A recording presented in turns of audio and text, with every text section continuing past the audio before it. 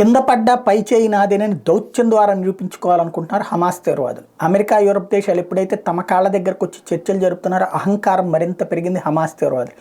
ప్రపంచాన్ని తమనుకున్న సూప్లోకి లాగ్గలిగామని నమ్ముతున్నారు. ఎందుకంటే 1200 మందిని చంపినటువంటి హమాస్ తీవ్రవాదుల గురించి చర్చించకుండా హమాస్ తీవ్రవాదులు చెరలో ఉన్నటువంటి 140 మంది బందీల గురించినే చర్చిస్తూ హమాస్ తీవ్రవాది మీద దాడి చేస్తున్నటువంటి ఇజ్రాయెలే తప్పు చేస్తోందన్న కోణంలో ప్రొజెక్ట్ చేయడంలో అరబ్ దేశాలతో పాటుగా అమెరికా, యూరప్ లాంటి పిచ్చి పనికి మాలిన దేశాలు కూడా ఆ సూప్లో పడిపోయి ఆ ట్రాప్లో పడిపోయేటప్పటికి ఒక రకంగా సైకలాజికల్ ఆధిపత్యం హమాస్ అయింది. అందుకే ఇప్పుడు కొత్త షరతులు పెడుతోంది.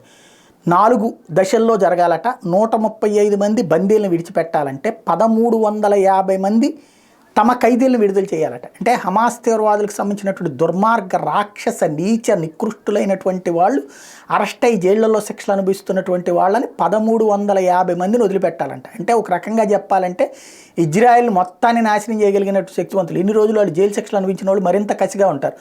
ఇప్పుడు హమాస్ తీవ్రవాదులు అంతమవుతున్నటువంటి దశలో ఆ 135 మంది బందీలు, 140 మంది ఉంటే అందులో 5గురు చంపేశారు. ఇప్పుడు 135 మంది ఉన్నారు. ఆ 135 బందీలను విడిచిపెట్టడానికి 1350 మందిని విడిచిపెట్టాలట.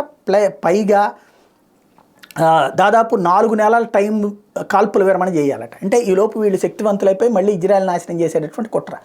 బహిరంగ ప్రపంచం వెర్రి వెదవల్లాగా, వెర్రి వెంగళప్పల్లాగా హమాస్ తీవ్రవాదుల మాటలకు లొంగినంతకాలం కథ నడుస్తుంటుంది.